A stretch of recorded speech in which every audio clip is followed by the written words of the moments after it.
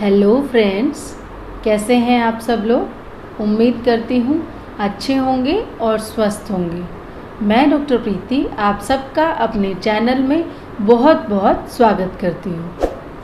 Friends, जब तक कि हम एक महामारी से निपट पाते यानी कि कोरोना से, तब तक हम दूसरा एक बड़ा ही कॉमन सा नाम सुनने लगे थे, ब्लैक फंगस का।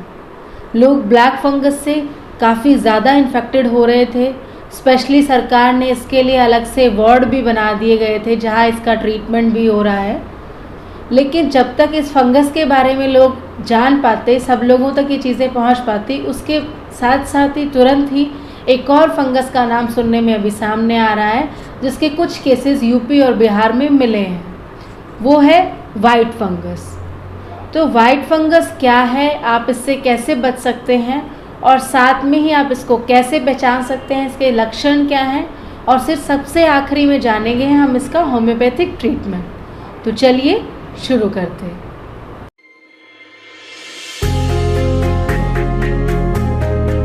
वाइट फंगस जो है, इसके सिम्टम्स कुछ कोरोना से मिलते जुलते हैं।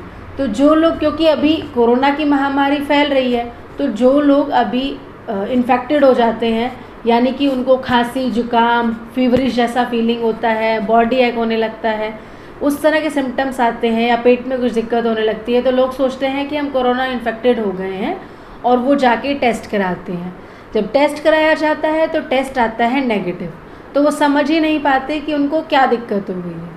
हालांकि वाइट फंगस जो है, ये ब्लैक फंगस की तरह फैटल नहीं है। इसका अभी तक कोई इस तरह का केस नोटिस नहीं किया गया है जिसमें किसी पेशेंट की मृत्यु हो गई हो।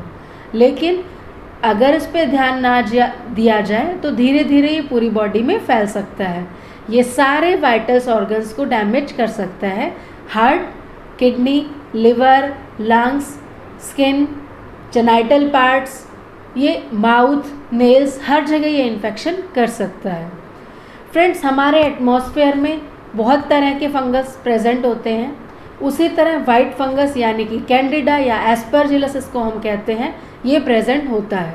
तो जब भी हमारी बॉडी इसको इनहेल करती है और इसकी इम्यूनिटी सिस्टम जब वीक हो जाता है, तो ये इन्फेक्शन, ये फंगस जो है हमारी बॉडी को इन्फेक्ट कर देता है। अब हम बात करेंगे कि वाइट फंगस क्या पहले से नहीं हुआ या कोई एक नई डिजीज़ है। बिल्कुल ऐसा बिल्कुल नहीं है, क्योंकि ये वाइट फंगस जो है, कैंडिडा का नाम तो बहुत पहले भी लोगों ने सुना है और लोग इससे इन्फेक्टेड होते रहे हैं, क्योंकि ये फंगस जो है ये पहले भी इन्फेक्ट करता रहा है। जनरली ये इन्फेक्शन जो है स्टार्ट होता था लोगों के माउथ से या उनके जेनाइटल या प्राइवेट पार्ट से।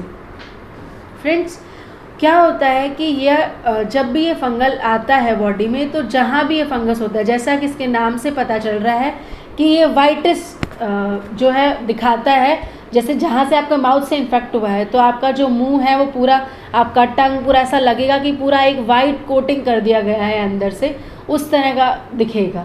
जैसा कि ब्लैक फंगस का नाम था कि ब्लैक, क्योंकि वो नेक्रोसिस कर देता था, ऑर्गन्स को जाके इतना डैमेज कर देता कि वहाँ की ब्लड सप्लाई बंद हो जाती थी, तो वहाँ पे ब्लैकिश कलर आ जाता था।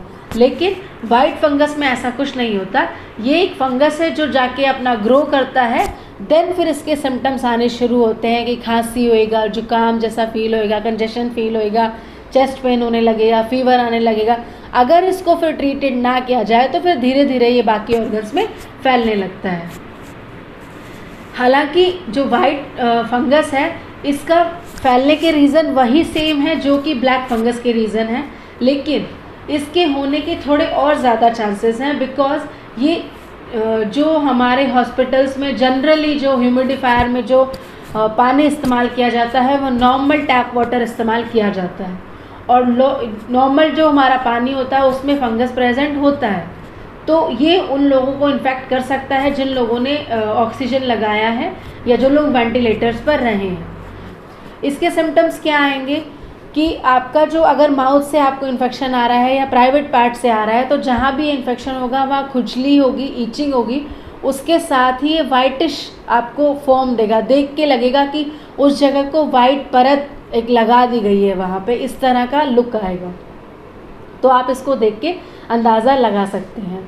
तो जब भी आपको इस तरह की कोई दिक्कत हो या सिम्टम्स कुछ ऐसे मिलते जुलते हों कि कोरोना के टेस्ट कराने के बाद आप कोरोना नेगेटिव आ रहे हैं, लेकिन फिर भी आपके सिम्टम्स जो हैं कंटिन्यू ग्रो कर रहे हैं या वो कम नहीं हो रहे हैं मेडिकेशन लेने के बाद भी, आप अपने डॉक्टर या फिजिशियन से तुरंत कंसल्ट करें, क्योंकि वही प्रॉपर आपको गाइडेंस दे सकते हैं, वही आपको बताएंगे कि कौन सा टेस्ट आपको कराना है जिससे आपके फंगल इन्फेक्शन को आइडेंटिफाई किया जा सके।